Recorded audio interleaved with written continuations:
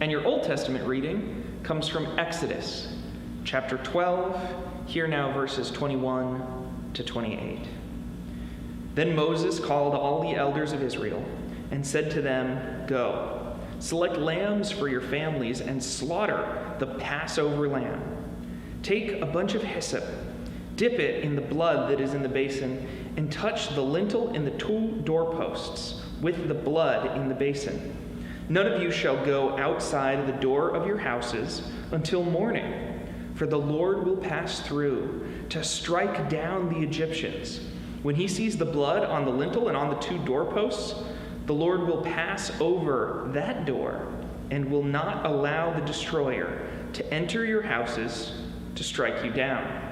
You shall observe this rite as a perpetual ordinance for you and your children. When you come to the land that the Lord will give you, as he has promised, you shall keep this observance. And when your children ask you, 'What do you mean by this observance?' you shall say, 'It is the Passover sacrifice to the Lord, for he passed over the houses of the Israelites in Egypt when he struck down the Egyptians, but spared our houses.' And the people bowed down and worshipped. So the Israelites went and did just as the Lord had commanded Moses and Aaron." This is the word of the Lord. Thanks be to God indeed. And thanks to Nancy for making me this custom reusable mask that I can use to go do the grocery shopping, do what I need to do when I need to leave the house so that we don't have to endanger Tiffany and the baby. But I am here in a safe environment, so I'll take it off.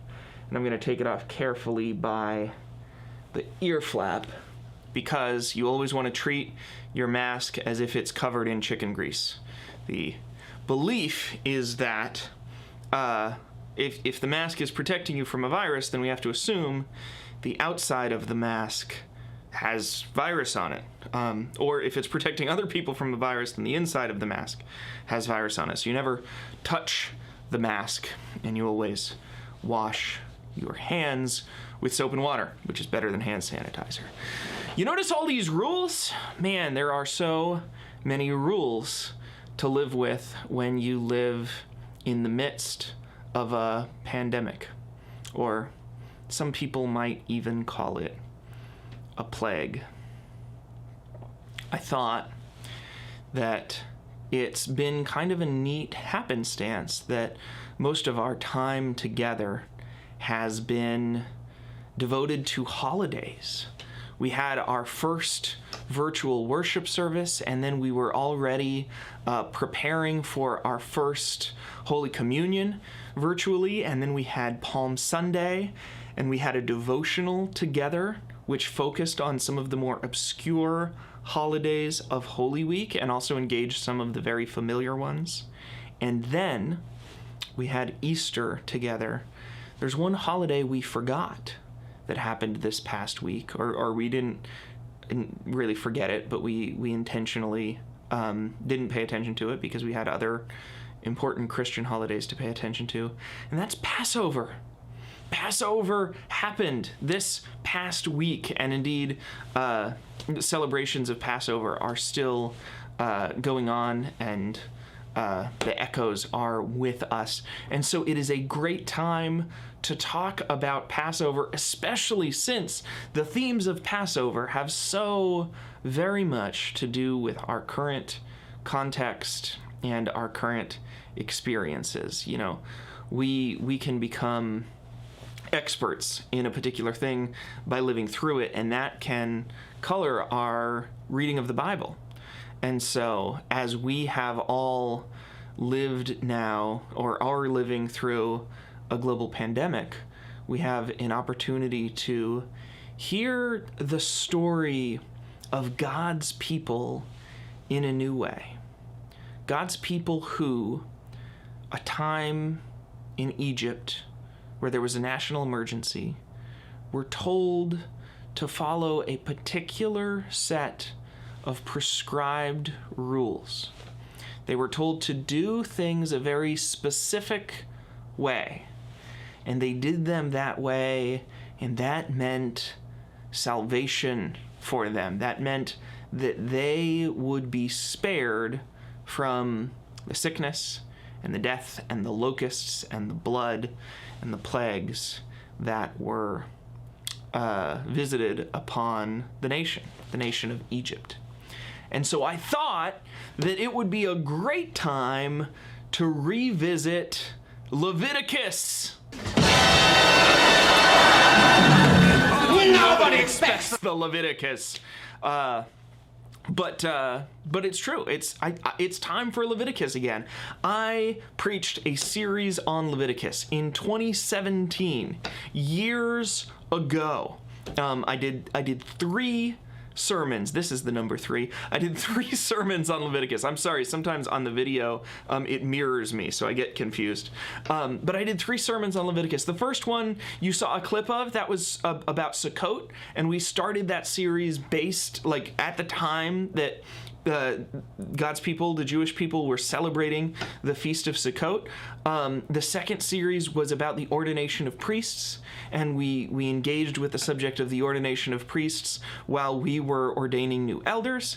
And then we did a kind of summary conclusion Leviticus sum up, because we had to get ready for Reformation Day and Christ the King Sunday and Advent and all those good things. And I said at the time, hey, this has only been 3 weeks. There's a lot more to say about Leviticus, but I don't want us to have too much of a good thing, so we will come back and we'll finish Leviticus another time. Kind of like how we're going to finish Saga Genesis another time, because life got in the way. But this is a great time to talk about Leviticus. I mean, because we have this opportunity, right? Because the experience of worship by video gives us a unique chance to engage and to demonstrate what sorts of rituals and ceremonies and requests God was making of God's people in the book of Leviticus that'll really help us to understand it. So, if you want to go back and you want to watch the videos, those are going to be linked at the end of this worship service, and you can always get to them. They're at youtube.com/Ryan J. Gaffney. That's where I'm putting all of our sermon videos, and really all the sermons that I give that I managed to be able to record. So you'll get to see, well, actually the second one didn't get recorded. So you'll get to see the whole Sukkot thing, which I've already linked, and then there's a sum up. But I'm going to give you a review right now. And the review of the conclusion we came to about Leviticus is that when you pay close attention to Leviticus, at first, there are some problems that rise up. And if you don't pay any attention to Leviticus at all, you just kind of assume it's the Bible and I believe it, and I don't really want to read it, you don't see the problems. But if you read it and you get curious about it and you ask questions about it, you start to say, man, this seems really outdated and expired and non-applicable, and I don't want to follow all these rules. This seems like a lot of rules. And then if you look closer still, what you see is a lot of practices and a lot of holidays and a lot of techniques and a lot of ways in which God encouraged the people to bring complex ideas, spiritual ideas, political ideas, moral ideas, all together and bring those into real space. Computer geeks sometimes talk about the internet world versus the meat world, right? The meat world where everybody is just sacks of meat walking around.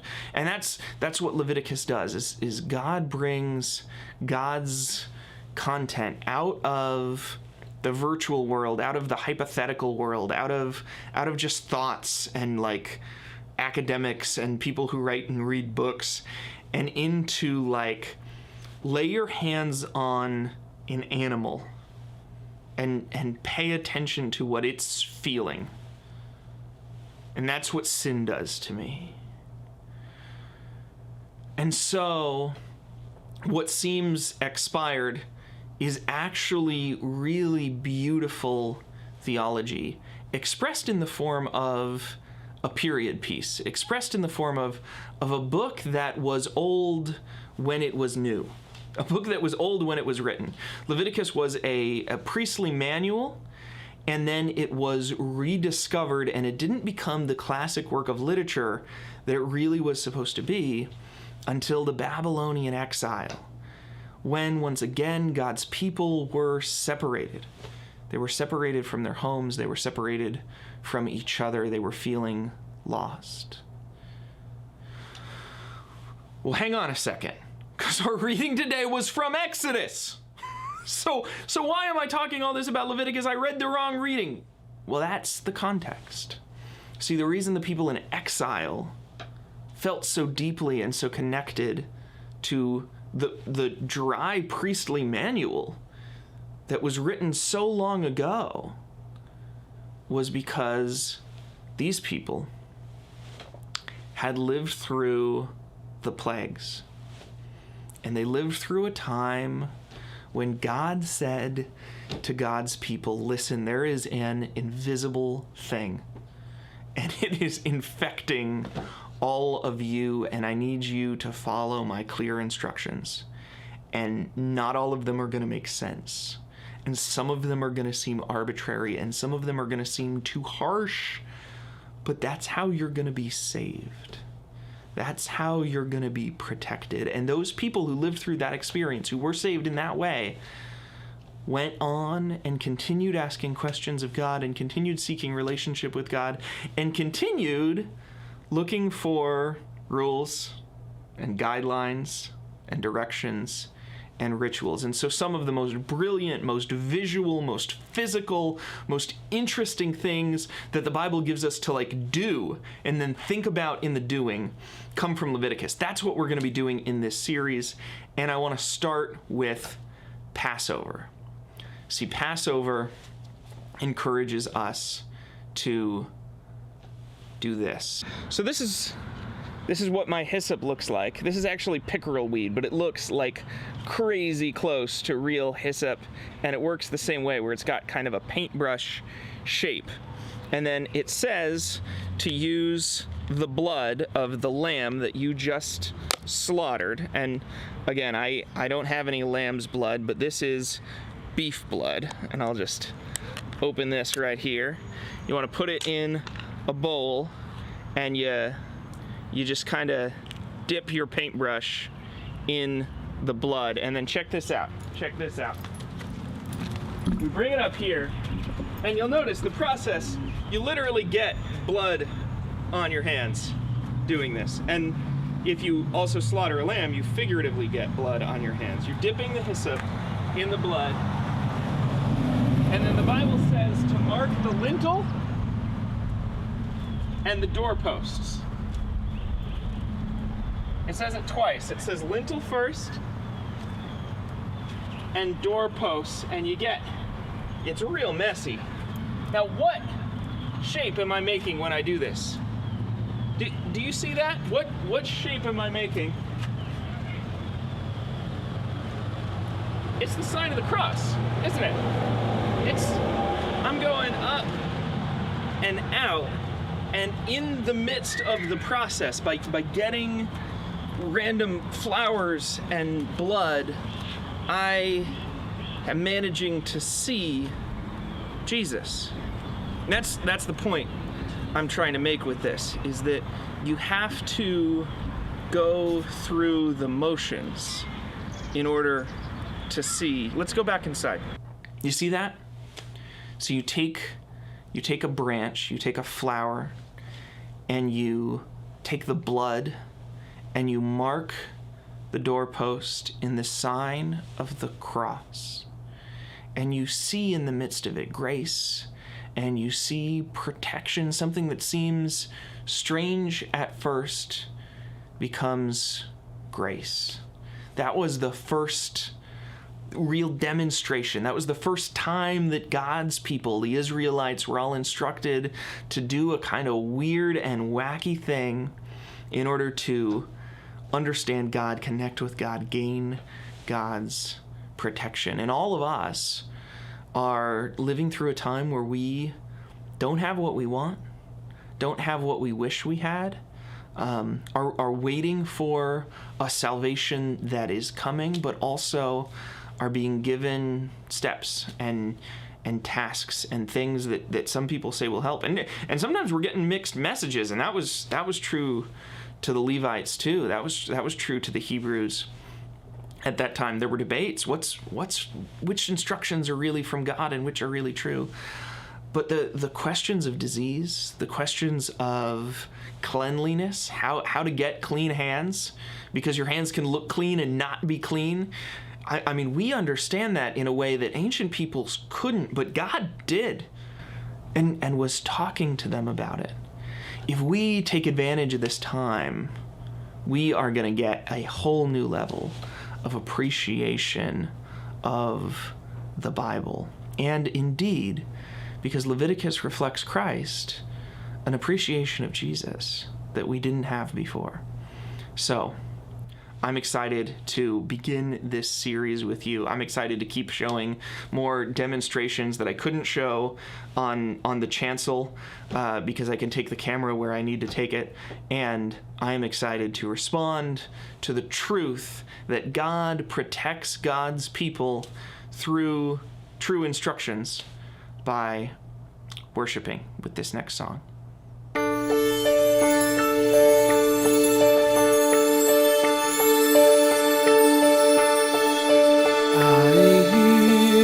Savior say, thy strength indeed is small. Child of weakness, watch and pray. Find in me thine all in all. Jesus paid it all to him I owe. Sin had left a crimson stain. White as snow.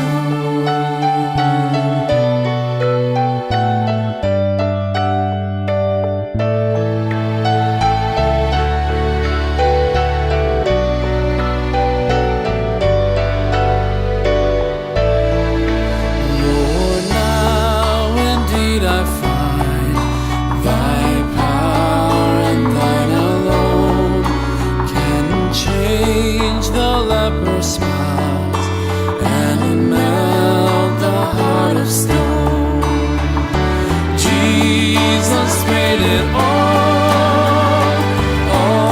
to him I owe. Sin had left a crimson stain, he washed it white as snow.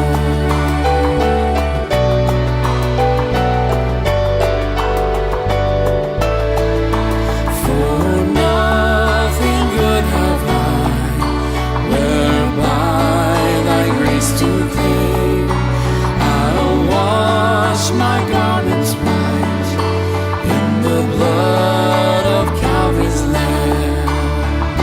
Jesus paid it all to him I owe. Sin had left a crimson stain, he washed it white as snow.